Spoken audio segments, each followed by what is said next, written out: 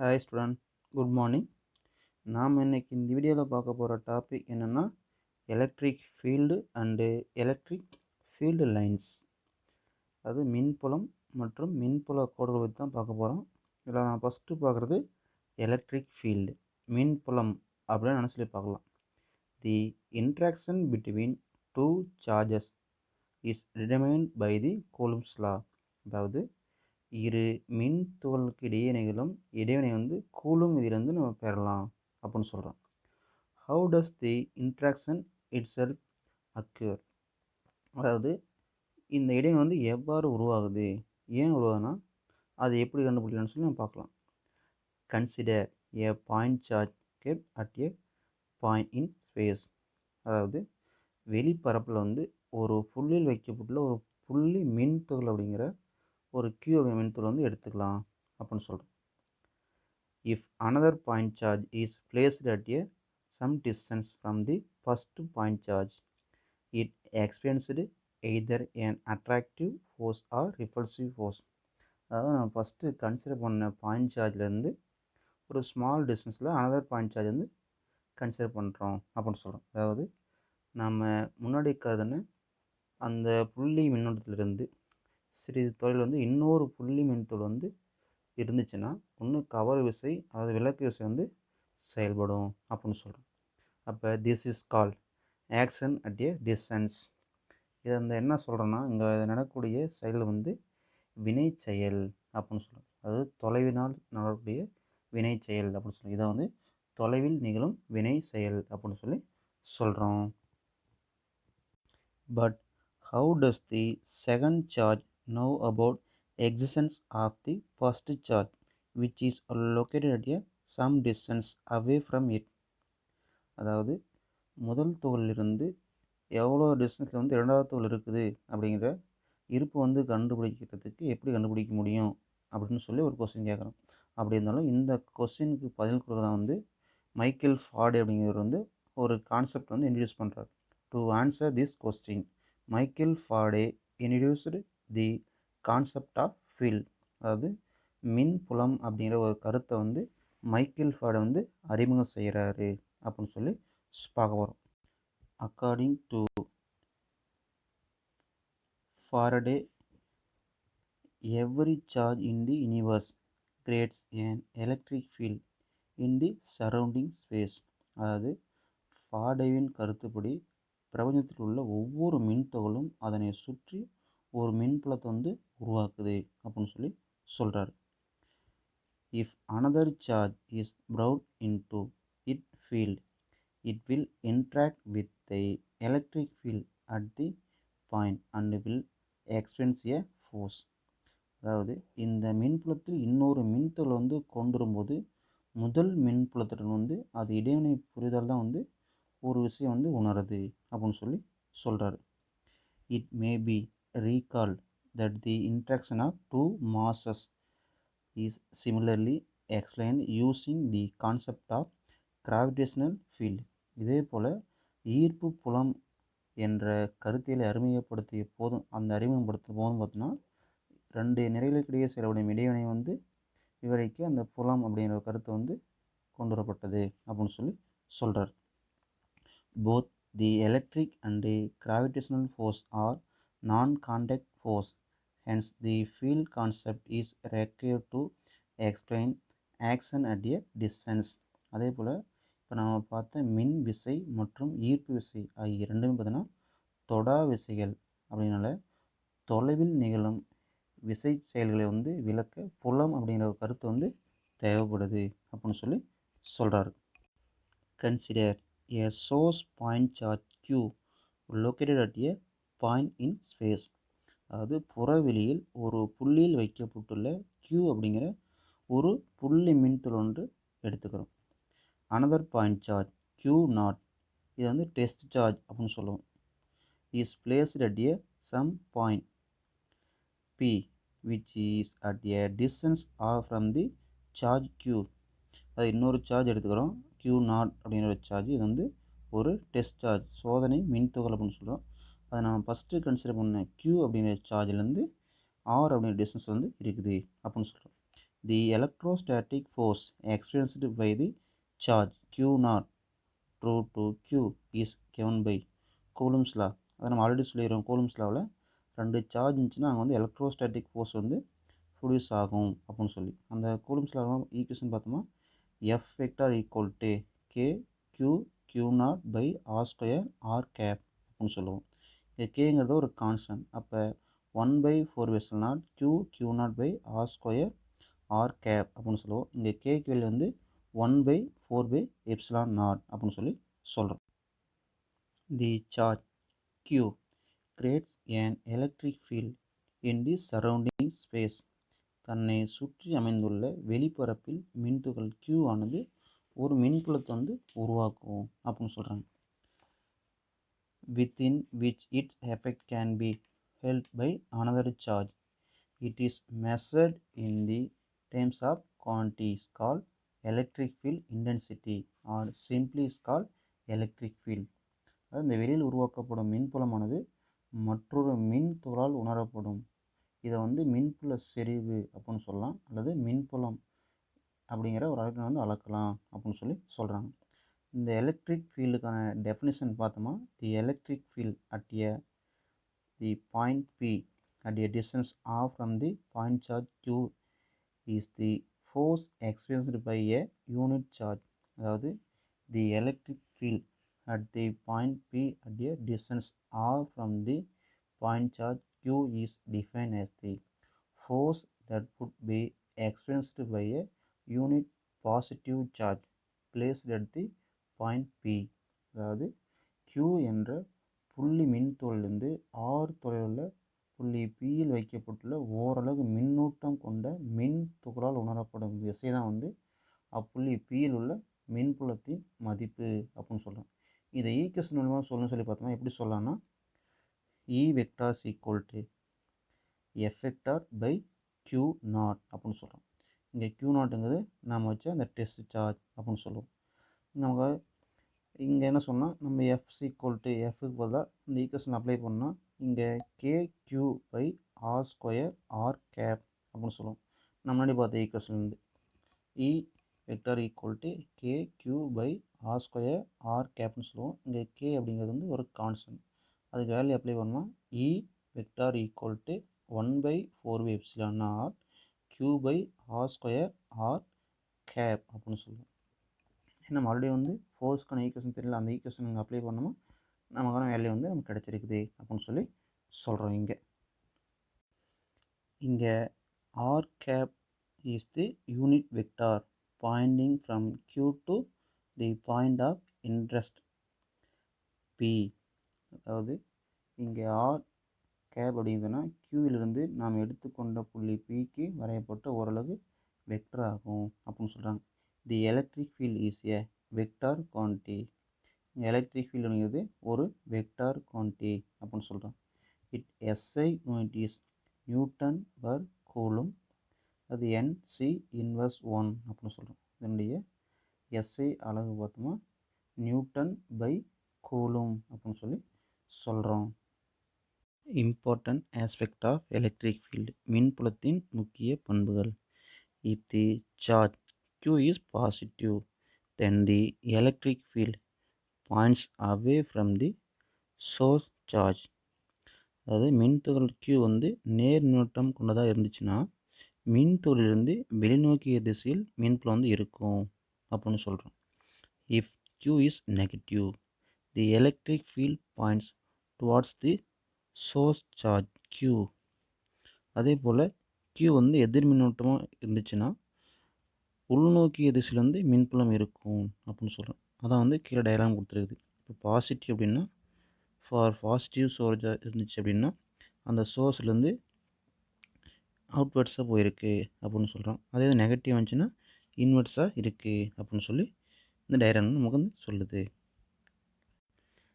Second one, if the electric field at A point P is then the force experienced by the test charge q naught placed at the point P is F vector equal to q naught E vector. This is Coulomb's law in terms of electric field. அதாவது B என்ற ஒரு புள்ளியில் மின்புலம் இ vector அப்படின்னா அப்புள்ளியில் வைக்கப்பட்டுள்ள சோதனை மின்துகள் Q நாட்டால் உணரப்படும் விசையை பார்த்தோமா F vector equal to Q naught E vector அப்படின்னு சொல்கிறோம். இதை வந்து கருத்தியல் மூலமாக கூலும் விசையை வந்து பெறக்கூடிய முறை அப்படின்னு சொல்கிறோம். அதாவது ஒவ்வொரு பாயிண்ட் சார்ஜ்லேயும் அதாவது டெஸ்ட் சார்ஜ் வச்சு அப்படின்னா அந்த பாசிட்டிவ்க்கு நெகட்டிவ்னு சொல்லி பார்த்தோம்ல, அதே போல் ஒவ்வொரு டெஸ்ட் சார்ஜும் பார்த்தோன்னா F equal to Q naught E vector அப்படிங்கிற ஒரு ஃபோர்ஸ் வந்து எக்ஸ்பீரியன்ஸ் வந்துருக்கும். அதான் டயக்ராமும் கொடுத்துருக்குது. If Q is positive the force on the test charge Q naught is directed away from Q. அதாவது அதுவும் பார்த்தோன்னா அதே சேம் ஃபோர்ஸ் தான் வந்து ப்ரொடியூஸ் பண்ணியிருக்கும். அது ப்ளஸ்ஸாக இருந்தாலும் சரி மைனஸாக இருந்தாலும் சரி. Third one, the equation implies that the electric field is independent of the test charge Q naught and it depends only on the source charge Q. அதாவது மின்புலமானது சோதனை மின்துகளின் மின்னூட்டம் Q நாட்டை வந்து சார்ந்து இருக்காது, மூல மின்துளை மட்டும்தான் வந்து சார்ந்திருக்கும் அப்படின்னு சொல்லி இந்த ஈக்குவேஷன் நம்ம சொல்லுது. அதாவது E vector equal to F vector by Q naught அப்படின்னு சொல்கிறோம். நமக்கு ஆல்ரெடி தெரியும் K Q by r square r கேப்னு சொல்லி அங்கே கேக்கு வேல்யூ போட்டோம்னா 1/4πε0 Q பை ஆர் ஸ்கொயர் அப்படின்னு சொல்லியிருக்கோம். ஏன்னா அந்த ஃபோர்ஸுக்கான வேல்யூ இங்கே அப்ளை பண்ணோம் அப்படின்னாவே இந்த Q நாட்டும் அந்த Q நாட்டும் கேன்சல் ஆயிரும். அதனால் நமக்கு 1/4πε0 Q by r square r cap மட்டும்தான் வந்து நமக்கு கிடைச்சிருக்கும். Next one, since the electric field is a vector quantity at every point in space. This field has unique direction and magnitude. அதாவது மின்புலம் வந்து ஒரு வெக்டர் அளவு அப்படிங்கிறனால அதற்கு தனித்தொரு திசையும் எண் மதிப்பும் வெளியில் ஒவ்வொரு புள்ளியிலுமே வந்து இருக்கும் அப்படின்னு சொல்கிறாங்க. இதில் நோட் என்ன அப்படின்னா the length of the electric field vector is shown for 3 different point. அதாவது நம்ம டயக்ராம் ஒன்று கொடுத்துருக்கோம். அந்த டயக்ராம் வந்து பார்த்தோம்னா ஒரு 3 டிஃப்ரெண்ட் டிஸ்டன்ஸில் வந்து அதோட எண் மதிப்பு வந்து நமக்கு எடுத்து காட்டியிருக்கிறோம் அப்படின்னு சொல்கிறோம். From equation we can infer that a distance increases the electric field decreases in magnitude. அதே போல் ஒரு பார்த்தீங்கன்னா அதோடைய தொலைவு வந்து ஆர் அதிகரிச்சு அப்படின்னா மின்புலத்தின் எண் மதிப்பு வந்து குறையுது அப்படின்னு சொல்லி இந்த ஒவ்வொரு டயக்ராம் வந்து நமக்கு காமிச்சிக்கிறோம். அதை வந்து E vector equal to K Q by r square r cap equal to 1/4πε0 Q by r square r cap. இது வந்து எலக்ட்ரிக் ஃபீல்டுக்கான ஈக்குவேஷன். இதில் ஒவ்வொரு ஏரோ மார்க்கும் பார்த்தோம்னா இப்போ டிஸ்டன்ஸ் ரொம்ப பக்கமாக இருந்துச்சு, அந்த பி அப்படிங்கிற பாயிண்ட் வந்து ரொம்ப க்ளோஸாக இருக்குது ப்ளஸுக்கு, அதில் அதனுடைய வேல்யூ வந்து கொஞ்சம் அந்த ஏரோ மார்க் வந்து கொஞ்சம் லென்த் அதிகமாக இருக்குது. இதோட கொஞ்சம் அதிகமாக இருக்கக்கூடிய டிஸ்டன்ஸ் தான் பார்த்தோன்னா இ அப்படிங்கிற பாயிண்ட் சொல்கிறோம். அது இஆர் அப்படிங்கிற பாயிண்ட் சொல்கிறோம். அப்போ அதனோட ஏரோ மார்க் வந்து கொஞ்சம் இதோட கொஞ்சம் பெருசாக இருக்குது. கியூங்கிறது டிஸ்டன்ஸ் அதிகமாகனால அந்த ஏரோ மார்க் வேல்யூ வந்து ரொம்ப ரொம்ப கம்மியாக இருக்குது. இப்போ ஏரோ மார்க் அதிகமாக இருக்குதுன்னா அதோடைய மேக்னிடியூட் வேல்யூ வந்து அதிகமாக அர்த்தம், கம்மியாக இருக்குதுன்னா அந்த மேக்னிடியூட் வந்து ரொம்ப ரொம்ப கம்மியாக இருக்குது அப்படின்னு அர்த்தம். இது வந்து நெகட்டிவ் சார்ஜுக்கு வந்து கொடுத்துருக்கு அப்படின்னு சொல்லி சொல்கிறோம். The strength or magnitude of the electric field at point P is stronger then at the point Q and R because the point P is closer to the source charge. அதாவது நம்ம டிஃப்ரெண்டான points கொடுத்தாலும் இப்போ P அப்படிங்கிற point வந்து இருக்கக்கூடிய magnitude strength வந்து ரொம்ப ரொம்ப அதிகமாக இருக்கும் அப்படின்னு சொல்கிறோம். ஏன்னா அது வந்து சோர்ஸ் சார்ஜுக்கு ரொம்ப ரொம்ப க்ளோஸாக இருக்கிறதுனால வேல்யூ வந்து எல்லாமே அதிகமாக இருக்கும் அப்படின்னு சொல்லி சொல்கிறோம். In the definition of electric field, it is assumed that the test charge Q naught is taken sufficiently small so that bringing this test charge will not move the source charge. அதாவது சோதனை மின்துகள் வைக்கப்படும் போது மூல மின்துகள் நகராமல் இருப்பதற்காக அதன் மின்னூட்ட மதிப்பு Q நாட் மிகவும் சிறிதாக வந்து எடுத்துக்கொள்ளப்படுகிறது அப்படின்னு சொல்கிறாங்க. அதாவது நம்ம டெஸ்ட் சார்ஜ் வந்து Q நாட்னு சொல்கிறோம், சோர்ஸ் வந்து Q அப்படின்னு சொல்கிறோம். இப்போ Q நாட் வேல்யூ வந்து எப்பவும் Qவோட ரொம்ப ரொம்ப கம்மியாக தான் இருக்குது. ஏன் அப்படின்னா அதாவது நம்ம எடுத்துக்கூடிய இந்த டெஸ்ட் சார்ஜ்னால வந்து இந்த க்யூ வந்து எந்த ஒரு எஃபெக்ட்டும் ஆகக்கூடாது அப்படிங்கிறாங்க. அதே போல் in other words the test charge is made sufficiently small such that will not modify the electric field of the source charge. இது மட்டும் இல்லை, மூல மின்துகளின் மின்புலத்தை வந்து பாதிக்காதவாறு இருக்குனால நம்ம எடுத்துக்கூடிய அந்த டெஸ்ட் சார்ஜ் பார்த்தோம்னா ரொம்ப ரொம்ப ஸ்மால் வேல்யூ, அதாவது மிக சிறிய மின்னோட்ட மதிப்புடையதாக வந்து எடுத்துக்கொள்கிறோம்.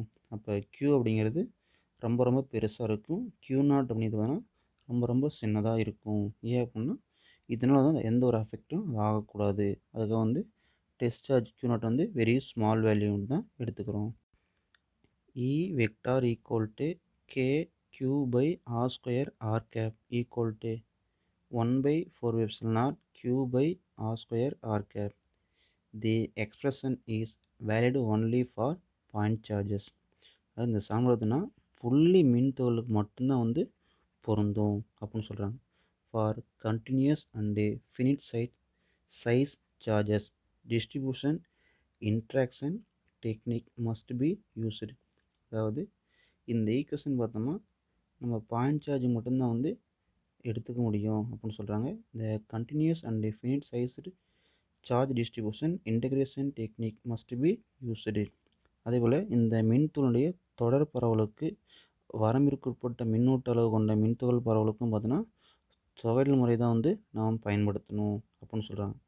However, this expression can be used as an approximation for the finite sized charge if the test point is very far away from the finite sized charges. அதாவது நம்ம வரம்பிற்குட்பட்ட மின்னூட்ட அளவு கொண்ட மின்துகளிடமிருந்து சோதனை புள்ளி வந்து வெகு தொலைவில் உள்ள போது அந்த துகளால் உருவாக்கப்படும் மின்புலத்திற்கு தோராயமாக அளவீடாக இந்த சமன்பாட்டை வந்து பயன்படுத்தலாம். அதை நம்ம எடுத்துக்கக்கூடியதும் நம்ம அந்த சார்ஜினோட டிஸ்டன்ஸ் வந்து ரொம்ப ரொம்ப அதிகமான தொலைவில் இருந்துச்சுன்னா ஒரு தோராய மதிப்பு கண்டுபிடிக்கணும்னா இந்த ஈக்குவேஷன் வந்து நம்ம பயன்படுத்தலாம் அப்படின்னு சொல்கிறோம். Note that we similarly treat the earth as a point mass when we calculate the gravitational field of the sun and the earth. அதாவது புவியின் மீது சூரியன் ஏற்படுத்தக்கூடிய ஈர்ப்பு புலத்தை கணக்கிடும் போது புவியை வந்து ஒரு புள்ளி நிறையாக கூட நம்ம கருதி அதை நினைவில் கொள்ளலாம். ஏன்னா புவியும் சூரியனும் பார்த்தோன்னா ரொம்ப ரொம்ப அதிகமான தொழில் வந்து இருக்குது அப்படின்னு சொல்லி சொல்கிறோம். 7th one, there are two kinds of electric field. அதாவது மின்புலம் வந்து ரெண்டு வகையாக இருக்குது. ஃபர்ஸ்ட் ஒன் பார்த்தோம்னா uniform electric field, second one பார்த்தோம்னா நான் யூனிஃபார்ம் எலக்ட்ரிக் ஃபீல்டு. சீரான மின்புலம், சீரற்ற மின்புலம். Uniform electric field will have the same direction and a constant magnitude at all point in space. அதாவது சீரான மின்புலம் அப்படின்னு பார்த்தோம்னா அந்த புறவெளியில் உள்ள அனைத்து புள்ளிகளிலும் ஒரே திசையுடன் மாறாத எண் மதிப்பும் கொண்டிருந்துச்சுன்னா அது வந்து சீரான மின்புலம் அப்படின்னு சொல்கிறோம்.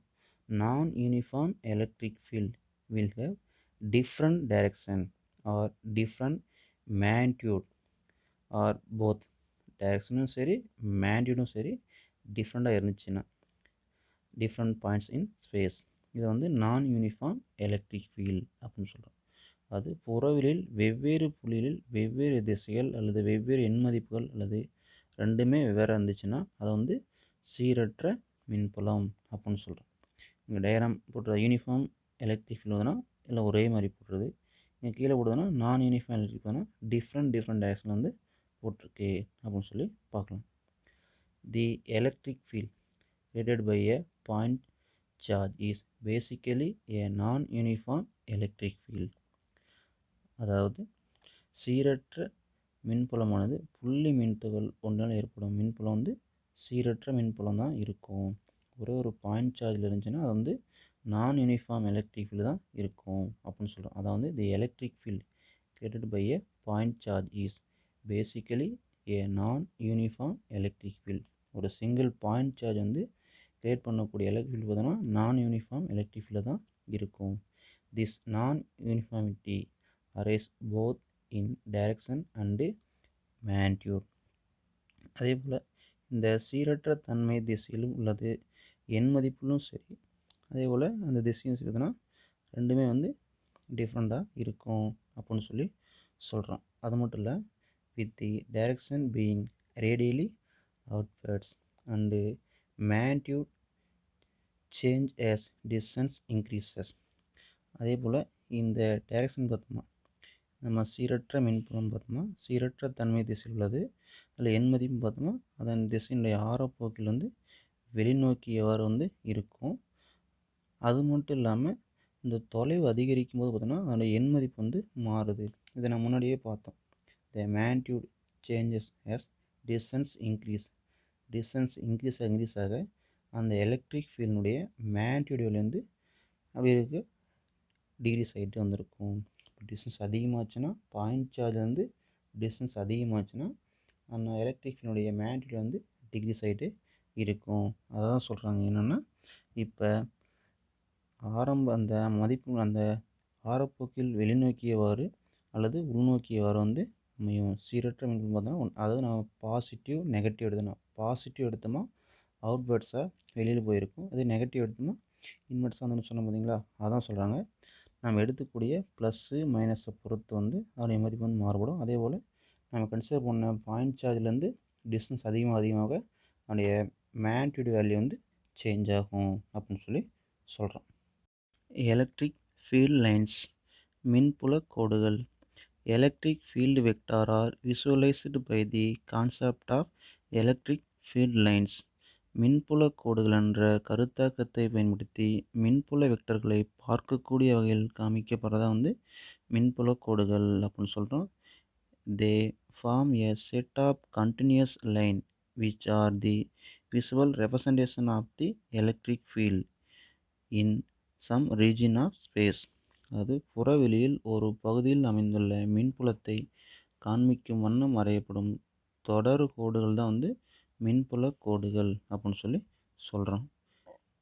Rules to the followed while drawing electric field line of charge. அதாவது இந்த மின்புல கோடுகளை வரையும் போது நம்ம பின்பற்றக்கூடிய விதிமுறைகள் வந்து ஒரு சில இருக்குது. அது என்னென்னு சொல்லி பார்த்தோம்னா, the electric field line start from a positive charge and end at negative charge or at infinitive. அது மின்புல கோடில் வந்து மேல் மின்துகளில் வந்து தொடங்கி எதிர்மின் துகள் வந்து அல்லது முடிவில்லா தொலைவை பற்றினா முடியும் அப்படின்னு சொல்கிறோம். For a positive point charge the field lines R directed radially outwards. அதாவது பாசிட்டிவ் சார்ஜாக இருந்துச்சுன்னா அது வந்து ஆறு வழியே வெளிநோக்கியவாறு மின்புல கோடுகள் அமையும் அப்படின்னு சொல்கிறோம். For a negative point charge the electric field line directed radially inverts. அது வந்து நெகட்டிவ் பாயிண்ட் சார்ஜாக இருந்துச்சுன்னா அது வந்து அந்த ஆறு வழியை வந்து உள்நோக்கி வந்து செயல்படுது அப்படின்னு சொல்கிறோம். For a isolated positive point charge the electric field line start from the charge and ends only at infinitive. அது வந்து ஒரு தனியாக எடுத்த ஒரு தனித்த புள்ளி நேர்மின்துகள் எடுத்தோம் அப்படின்னா அதை பொறுத்தவரைக்கும் மின்புல கோடு வந்து நம்ம எடுத்துக்கூடிய புள்ளி மின்துகளில் தொடங்கி முடிவுல தொலைவில் வந்து முடியுது அப்படின்னு சொல்கிறோம். The isolated positive point charge the electric field line start from the charge. நம்ம எடுத்துக்கூடிய பாசிட்டிவ் சார்ஜில் வந்து ஸ்டார்ட் ஆகும், பட் முடிகிறது பார்த்தோம்னா இன்ஃபினிட்டிவில் போய் முடியும் அப்படின்னு சொல்கிறோம். அதே போல் for an isolated negative point charge the electric field lines start at infinitive and end at the negative charge. இதே வந்து நம்ம நெகட்டிவ் எடுத்தோம்னா ஸ்டார்ட் ஆகுது வந்து இன்ஃபினிட்டிவ் ஸ்டார்ட் ஆகிருக்கும், முடிகிறது பார்த்தோம்னா நம்ம எடுத்துக்கூடிய நெகட்டிவ் வந்து முடிஞ்சிருக்கும் அப்படின்னு சொல்லி சொல்கிறோம். The second point, the electric field vector at a point in space is tangential to the electric field line at the point. அது மின்புல கோட்டிற்கும் ஒரு புள்ளியில் வரையப்படும் தொடுகோட்டின் திசையில் அப்புள்ளியின் மின்புல வெக்டர் வந்து அமையும் அப்படின்னு சொல்கிறாங்க. அதாவது அந்த தொடுகோட்டின் திசை பார்த்தோன்னா அந்த நம்ம வரையக்கூடிய கோட்டினுடைய டேரக்ஷனில் தான் பார்த்தோன்னா நம்ம எலக்ட்ரிக் ஃபீல்டுடைய டேரக்ஷன் வந்து இருக்கும் அப்படின்னு சொல்லி சொல்கிறோம். The electric field lines are denser, அது more closer in a region where the electric field has larger magnitude. அதாவது எந்தெந்த பகுதியில் பார்த்தீங்கன்னா மின்புல செறிவு வந்து அதிகமாக உள்ளதோ அங்கே வந்து மின்புலக்குள் வந்து நெருக்கமாக இருக்கும் அப்படின்னு சொல்கிறோம். The less dense in a region where the electric field is of smaller magnitude. அதே போல் மின்புலத்தின் செறிவு வந்து குறைவாக உள்ள இடத்துல பார்த்தோன்னா இடைவெளி விட்டு வந்து காணப்படும் அப்படின்னு சொல்லி சொல்கிறோம். Other words, the number of lines passing through the unit surface area perpendicular to these lines proportional to the magnitude of the electric field in the region. அதாவது நம்ம குறிப்பிட்ட ஒரு பரப்புக்கு செங்குத்தான திசையில் அப்பரப்பை கடக்கும் மின்புல கோட்டுகளின் எண்ணிக்கை வந்து அவ்விடத்தில் உள்ள மின்புலத்தின் எதிர்ப்பு நேர்த்தகவில் வந்து இருக்கும். நம்ம ஒரு குறிப்பிட்ட வழிமுறை எடுத்து அதன் வழியை வந்து கிராஸ் பண்ணி போகக்கூடிய எலக்ட்ரிக் ஃபீல்ட் லைன்ஸ் பார்த்தோம்னா அதில் நிறையா லைன்ஸ் கிராஸ் ஆகி போயிருந்துச்சுன்னா அங்கே வந்து எலக்ட்ரிக் ஃபீல்டு வந்து அதிகமாக இருக்குன்னு அர்த்தம். கம்மியாக லைன்லேருந்து கிராஸ் ஆகி போயிடுதுன்னா ரொம்ப கம்மியாக இருக்குது அவ்வளோதான். அதான் வந்து directly proportional to the magnitude of electric field in the region. அப்போ modulus of E vector directly proportional 1/r². இங்கே வந்து ஆர் அப்படிங்கிறது பார்த்தீங்கன்னா இன்வெர்ஸாக இருக்குது. அப்போ டிஸ்டன்ஸ் அதிகமாக அதிகமாக இ வேல்யூ வந்து என்ன ஆகும், இருக்கிறதுக்கு குறைஞ்சிட்டு தான் போகும் அப்படின்னு சொல்லி சொல்கிறோம். நெக்ஸ்ட் ஒன்று பார்த்தோம்னா, no two electric field lines intersect each other. இரு மின்புல கோடுகள் ஒன்றை ஒன்றை வெட்டி கொள்வதில்லை. If two line cross at a point then there will be two different electric field vector at the same point. அவ்வாறு வெட்டிச்சு அப்படின்னா ஒரே புள்ளியில் வந்து இரு வேறு மின்புல வெக்டர் வந்து இருக்கக்கூடிய நிலை வந்து ஏற்படும். அப்படி வந்து ஏற்படாது, ஏன்னா ஒரே புள்ளி வந்து ரெண்டு மின்புலம் வந்து உருவாகாது அப்படின்னு சொல்கிறோம். If some charge is placed in the intersection point then it has to move in two different direction at the same time which is physically impossible. அவ்வாறு வந்து ஏற்படுச்சுன்னா அந்த வெட்டு புள்ளியில் வைக்கப்பட்டுள்ள ஒரு மின்துகள் வந்து ஒரே நேரத்தில் வந்து இரு வேறு திசைகளையும் பார்த்தோன்னா நகர வேணும். ஆனால் அப்படி நகராது. இது வந்து இயற்கையில் வந்து நடக்காத ஒன்று அப்படின்னு சொல்லுவோம். Hence electric field lines do not intersect. அதனால் தான் வந்து இந்த மின்புலக்குள் வந்து ஒன்றை ஒன்று வெட்டி கொள்வதில்லை அப்படின்னு சொல்லி சொல்கிறோம். The number of electric field lines that emanate from the positive charge or end at a negative charge is directly proportional to the magnitude of the charges. அதாவது ஒரு நேர் மின்துளிலிருந்து வெளிநோக்கி செல்லும் மின்புல கோடுகளின் எண்ணிக்கை அல்லது எதிர் மின்துளில் முடிவடையும் கோடுகளின் எண்ணிக்கையானது அந்த மின்துகளின் மின்னோட்ட மதிப்புக்கு வந்து நேர்த்தகவில் இருக்கும் அப்படின்னு சொல்லி சொல்கிறோம்.